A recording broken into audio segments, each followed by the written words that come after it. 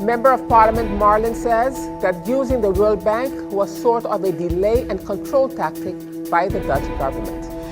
Former Member of Parliament for the UP party says we missed a cardinal and important moment in the history of St. Maarten. But first up, President of the Wycliffe says that they are trying to confuse their members and to divide and rule. Those are the headlines for Tuesday, June the 9th, 2020.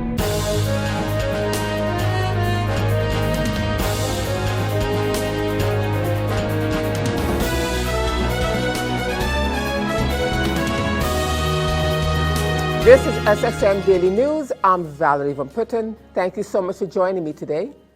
We have a packed newscast for you, so let's get started. At the general membership meeting, which was held yesterday afternoon at the Little League Stadium, which was attended by dozens of civil servants, President of the Windward Islands Chamber of Labor Unions, Claire Elshot, brought the civil servants up to speed regarding the government's proposed cost-cutting measures. The meeting was organized by the various unions, namely the Windward Islands Teachers Union, Y2, the Windward Islands Federation of Labor Union, WIFO, the Windward Islands Civil Service Union and Public Service Union, WICSU-PSU, the ABVO, NAPB, the St. Maarten Communications Union, SMCU, the Windward Islands Healthcare Union and Associates, WICUR, and the Association of Staff Employees of the Windward Islands, ASEWI. President of the Wycliffe, Claire Elshot, said that they are trying to confuse the members and to divide and rule. By Friday morning, there is a story in the media. That's to confuse you and to divide and rule. Because the Friday afternoon now, when we came here, we had to then present you what was the proposal. The proposal was 50%, I would recap, 50% vacation allowance 2020, 50% 2021, and 2022, 23, 24, 25, over the next 4 years, you would be then on 125%. So the 100 that they owe you would be put in an IOU and divided into 4 equals 25% on top of 2022 would give you 125%, 2023 125%, 2024 125, 2025 125. Now that is good, but my mother would say, a promise is a comfort to a fool. So therefore, since Mama didn't raise any fools, we decided that this have to be put into a LBHAM by the June 30th. June 30th, we need to have this in writing, in not a ministerial decree, in a LBHAM. We need to secure that our members have this in writing and that it cannot be changed. Then we are hearing no cost of living, COLA, until further notice. This is in conflict to our good understanding of the cost of living in our country. From 2012, we have received 50%. When we went to the table now to negotiate, well, you know, our COLA from 2012 coming up to 2019, please put that into what we would call, put that into a negotiation on the table, 50% then, and leave our vacation allowance. We were confronted with a story from the back advisors that there was a court case. Well, ladies and gentlemen, members, boys and girls, everybody present, let me tell you something now. Because if we are running on a civil servants course, 2012, 50%, and from 2013 up to 2020 without any cost of living adjustment, and Mr.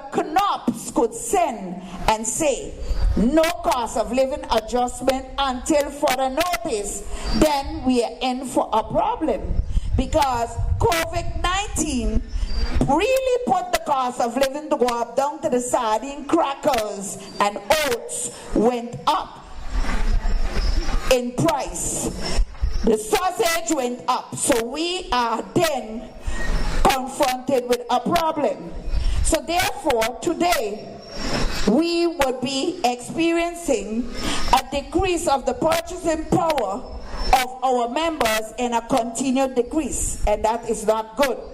So the cost of living adjustment has to be rectified. The 12.5% cut of the annual labor conditions, well, per July the 1st, they said, and then it continues to say until further notice, while our Minister of Finance said these measures would be up to December 2020. I don't know who is fooling who. Until further notice or up to December 2020.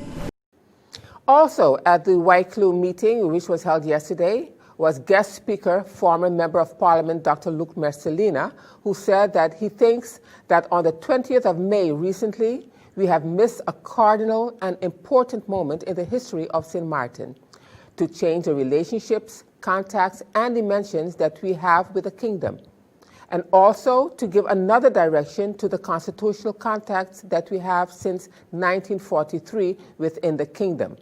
Dr. Mercelina added that with accepting of Parliament level of the conditions that have been proposed by Knops, we have missed a powerful moment in the history of St. Maarten to change the whole dynamics in the relationship with the Dutch and to initiate a new course for the constitutional revolution of this country. He went on to explain. I think that the 20th of May 2020, that is recently, we have missed a cardinal important moment in the history of St. Maarten to change the relationship, context and dimension that we have with the kingdom, and also to give another direction to the constitutional context that we have since 1943 within the kingdom. I think with accepting on Parliament level of the conditions that has been proposed by Knops, we have missed a powerful moment in the history of St. Maarten to change the whole dynamics in the relationship with the Dutch and to initiate a new course for the constitutional revolution of this country. I really believe that. And why do I say that? I called the politicians on Tuesday and I told them, guys, I think we should disregard the proposals from Mr. Knops. Just disregard them and do not accept them and see what is going to happen. In the history of the kingdom, the only way we have worked until now is being in financial need. Holland realizes that, comes with a proposal with conditions, conditions has been accepted, and life continues. Until now, we are still standing since 1953 with the Charter of the Kingdom. In that time, Suriname was in it too. And we have realized that they come with proposals for a loan, conditions, we accept the conditions, and life continues. That happened again recently with Irma. Financial need, conditions, accept conditions, and where are we today? Nowhere.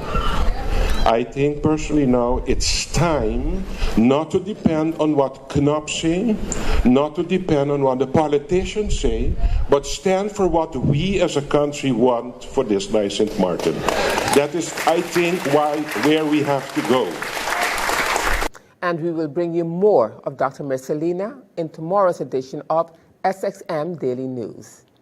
And still to come, Prime Minister of St. Maarten gives a breakdown on how the NRPB functions. We'll have the details for that story and much more when SXM Daily News returns.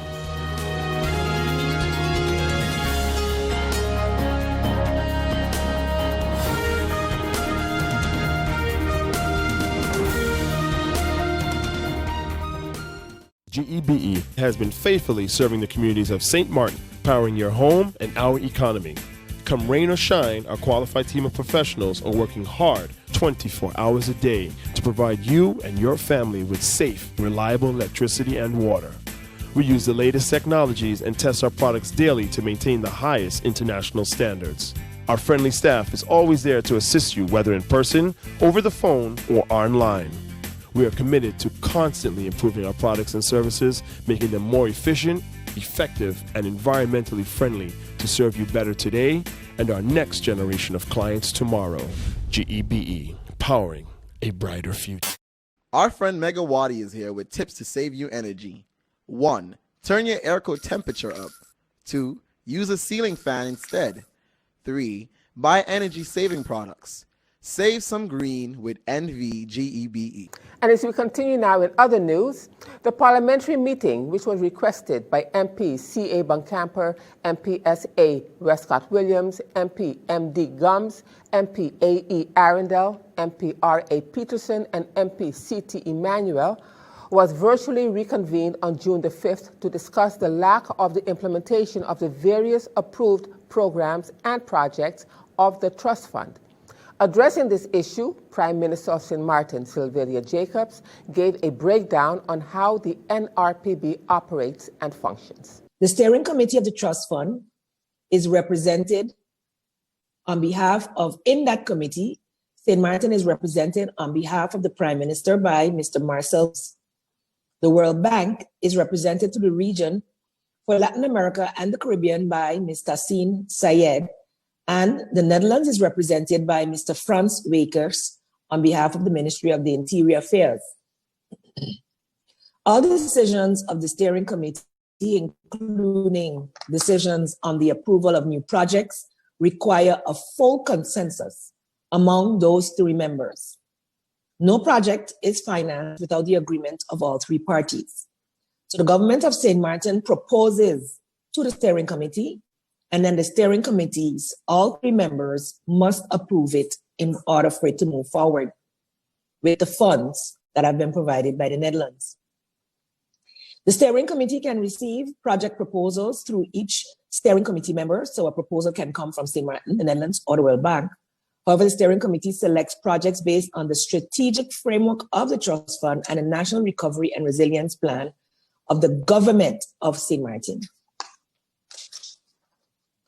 The NRPB, the National Recovery Program Bureau, was approved unanimously by Parliament in September of 2018 and provides recommendations to restore, secure, and strengthen the well-being of the people of St. Maarten between 2018 and 2025. This roadmap for the recovery of St. Maarten identifies about $2.3 billion in recovery and resiliency needs, of which less than 25% can be financed by the trust fund. Other needs have to be financed by other resources if available. Procedures for the trust fund. Once the steering committee approves a project by allocating a certain amount of funding to a project proposal, the preparation of this project can begin. The quote-unquote normal time frame for project preparation is at least 1 year. Once a project is prepared, a grant agreement is signed between St. Maarten and the World Bank. The implementation of a project can only begin once the requirements of the grant agreement, the so-called effectiveness conditions, are fulfilled. The normal timeline for the implementation of a project is 2 to 5 years, with limited spending of funds in the first year of implementation. World Bank. All projects have to be prepared and implemented in accordance with the standard World Bank rules for investment projects. And still at the parliamentary meeting, Member of Parliament Buncamper expounded on the school repairs and the shelters which still needs to be repaired. 22 schools needs repairs, he said. We are going into a third hurricane season. Why these difficult decisions are not being taken to have this done and fixed once and for all? He elaborates. Mr. Chairman, when it comes to the reconstructions of school as per ERP1, we have to reconstruct 22 schools, which was looked at in 2018. excluding the Marie-Laurent School, the Lionel Connor, where the complete roof was gone, and Charles Leopold, which was basically destroyed, just like Marie-Laurent's, we'd have to rebuild these schools. In 2019, I can remember the state secretary was down here pounding his chest that the Marie-Laurent School was good to go. And today, 1.5 years later, we have done absolutely nothing down there. The NRPB was to fast track this school. What has happened and why the drastic delays once again for the only school in the mid-region area? The Charles Leopold School, up to now, I believe we still haven't seen plans. I haven't seen no public tender going out for that school, so I want to believe the plans are not even ready to have this school tendered. Why is that? When are we planning to do this again? Lionel Connor School, where the Prime Minister actually comes from. That school, the whole roof is no good. We know that. We are going to go into a third hurricane season. Are we hoping the roof blows off this time around so we can then get a new roof and destroy everything inside? Why these difficult decisions are not being taken to have this done and fixed once and for all? Now, the remaining 19 schools, I can remember that the Department of New Works in Vromi did a complete assessment of these schools with the consultants of the World Bank. I can remember they used to have their happy hours down Holland House. After all these assessments, my question is this: a presentation was kept in the University of St. Martin by the former Minister of Education, Mr. Wycliffe Smith, promising the boards of the various schools, don't worry, your schools will be fixed. Up until this day, today, June 5th, we have not, let me state it again, we have not started repairing schools. Let us not fool the people that we are doing it, because we have not done it. We are entering into the third season after Hurricane Irma struck this country. And I need to honestly ask, the repairs for the roofs, the hurricane shutters that were going to be done on these schools, because they have not been done, what is the insurance aspect of these buildings now? Can we truly insure them at a value that tomorrow we can reconstruct? Because I don't think the insurance companies will accept it. So once again, we are putting ourselves in a deeper hole because the projects are not being executed. Now, when it comes to the shelters, I believe this was the one that we were guaranteed shelters for the next hurricane season after we had the visit of the Great Knops, because that's how I have to call him nowadays, the Great Knops. In the program for the upgrading of the shelters, we had 13 shelters to be done. I can recall reading, and I think I saw it also in the Focus audit, that the first contractor that was given the job, the contract was terminated, I believe they said. And as such, then I understood there was a new tender done, a tender upon invitation, and an X amount of contractors were invited. I would like to know who the contractors were, and I would also like to know if any of those contractors were involved in any cases on this island involving corruption and fraud. And if so, how did they pass the screening of the World Bank when it comes to those type of things? 2, how many shelters are being upgraded with a new contract? And if not all, why not? 3, what was the original tender for the 13 shelters to be upgraded versus the present tender price for the works? And how many shelters does that entail? So I'd like to know how much the first contract for 13 shelters was, and I'd like to know the new contract for how much shelters that be. And MP Emmanuel asked about the 300 home repairs. He wanted to know, where are they? He said he is not pointing fingers, but there is a degenerate situation happening in St. Martin concerning the NRPB and the World Bank. You know, Mr. Chairman, and in no way am I going to personally point the finger at the Honorable Claret Connor and individuals. But Mr. Chairman, there's a degenerate situation happening in St. Martin concerning the NRBP and the World Bank. Mr. Chairman, it's murky, you know? And I'm trying to figure it out, but yet the tentacles, you can't get to pull them. Because, Mr. Chairman, you have the NRBP, you have the World Bank, and you have this other institution that Marcel Gomes was some part of. And you try to put the connections together and understand, why is things not working? Why is it not happening in St. Maarten? Mr. Chairman, Andrew Dick has a late night show, and when he doesn't agree with a minister, he does say, this is the worst minister ever. Well, Mr. Chairman, the NRBP is the worst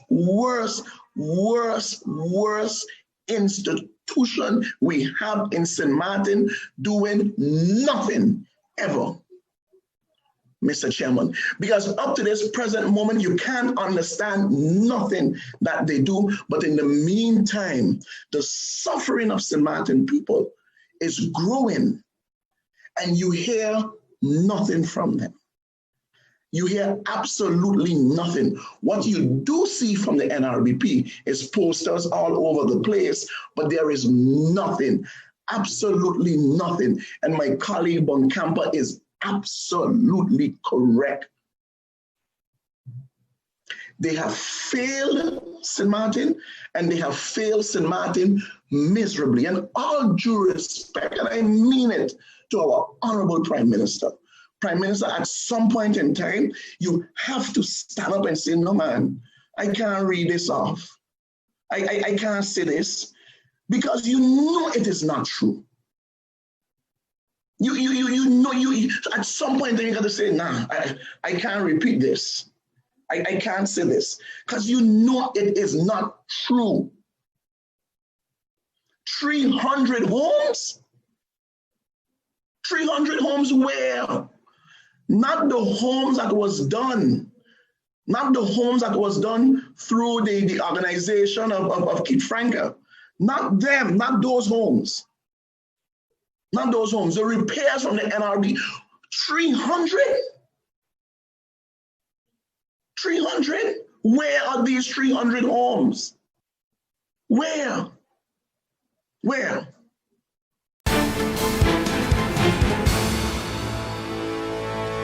Now, turning to our weather forecast for June the 9th, 2020, a robust mid to upper level trough located in our region continues to influence our weather.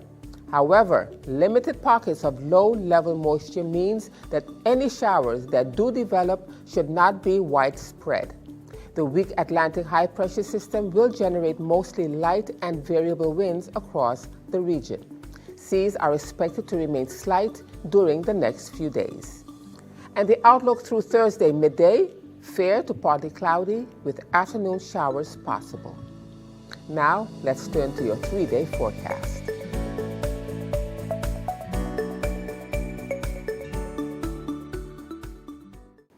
Member of Parliament William Marlin says that using the World Bank was sort of a delay and control tactic by the Dutch government. I'll have the detail to that story when SXM Daily News returns.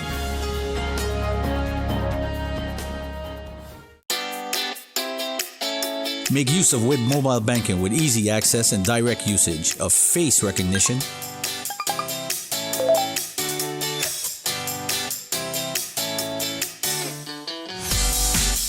PIN code,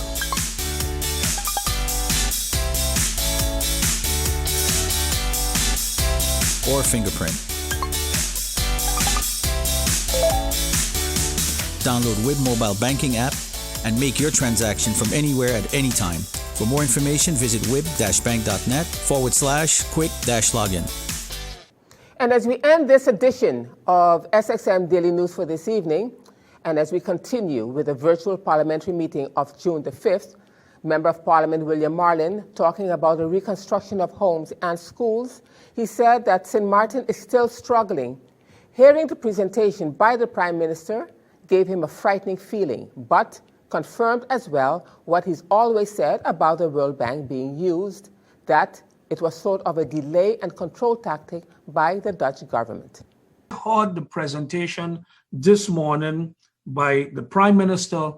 It kind of gave me sort of a frightening feeling, but confirmed as well what I've said always about the World Bank being used, that it was sort of a delay and control tactic by the Dutch government. It is one of the things that we will be bringing forward at the IPCO upcoming meeting, that this is not effective. And if it is not working, my thing to it is get rid of it. Get rid of it. I agree with those who said some of us raised hell in damnation when another government was there, and therefore we should continue to raise hell in damnation, because nothing, in my opinion, nothing has changed in the way the World Bank is operating. Nothing has changed in the way the World Bank is operating, because it is not in the hands of the local government from the get-go. It was a bad deal, and we need to acknowledge it is a bad deal. We got to scrap that deal and move forward on a different foot. Shortly after the hurricane destroyed St. Martin, Hurricane Irma in 2017, we had a week after, I believe it was, Dominica was hit by Hurricane Irma. Antigua and Barbuda were also hit, and some of the other islands in the Western Caribbean. A conference, a donor pledge conference, was held at the UN. And guess who was one of the biggest donors? One of the biggest donors at that conference was the same, our Kingdom of the Netherlands. And I believe it is that it pledged some 702 million. 702 million. And if my numbers are correct, I could be wrong, but Dominica received from the Netherlands some 350 to 380 million. It wasn't given to the World Bank to manage. It wasn't given to the CARICOM to manage. It wasn't given by no one to manage. Dominica received their money, and Dominica was able to go about building homes from ground zero. From ground zero, building homes, having those homes completed and handing out keys, while St. Martin is still struggling to repair homes, still struggling to get roofs on, still struggling to repair our schools. How in heaven's name can we in 2020, 3 years after the hurricane, 3 years after the hurricane, and I'm not Prime Minister, I'm not blaming the Prime Minister, absolutely not. But it is kind of an oxymoron when you have our Prime Minister, who is an educator herself, who has been a school manager and Minister of Education in 2021, can come and present the workings of the NRPB while knowing, or while we all know, that not one, not two, not three schools, but the majority of schools on St. Martin are still in shambles, and NRPB got the gall to tell us 3 years after the hurricane, we are busy preparing tender documents. I mean, Mr. Chairman, this is unacceptable. Unacceptable. And with that, viewers, brings us to the end of SXM Daily News for this evening. I'm Valerie Van Putten. Thank you to you so much for being here. And just a reminder that this and other programs are available online. Simply log on to stmartinmediacenter.com for viewing. And on behalf of SXM Daily News team, we thank you for watching and plan on meeting you right back here again tomorrow.